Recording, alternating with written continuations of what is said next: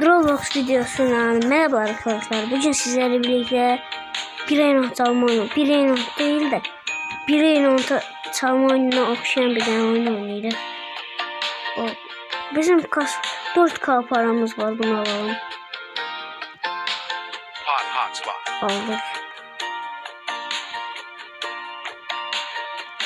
Arkadaşlar abone olun ki Roblox videoları çok gelsin.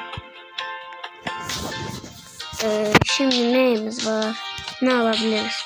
3 menümüz kaldı. 6K'lı alamayız. Yok alamayız. Tamam var bunda. Oha! 6 milyonluk. Oha! 6 milyonluk ne? Görev oğlum. Roblox yazı istemiyoruz. Görelim ne kadar şeyimiz varmış. Oğlum kapat. Gel sağlıklar şimdi. 4K yazılmış burada. Burada sahas. Bu en az veren 1K'lıktır. Kaç K'lık? 6K'lık almışız. Videoya başlamadan önce almışız yani. Abone olun, like atın ki böyle videolar çok gelsin. Arkadaşlar görmüş olduğunuz çok küçüğüm. Siz diyelim ben 5 DG güçlenip geliyorum. Hemen geliyorum. Arkadaşlar bayağı biraz küçülendiğim 4K'mız var ama çok şey olduk. Oğlum aldılar lan 6K'mı. 6K boş boşuna 6 mı? Değil mi ne aldım? Ha bunu. Çok iyi veriyor. 250 veriyor.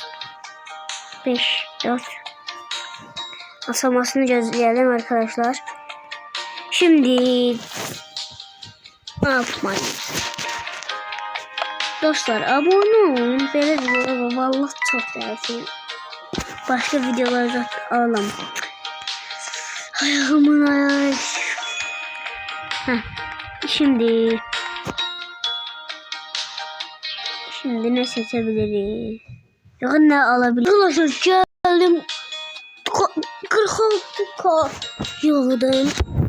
Şimdi ödüllerimiz gelmiş, onları açalım. Bu ne lan? Güzel bir tane şey verdi. Bundan verdi. Neyse kalıp 6K'lık verdi. Sonra burada da şeyler açalım.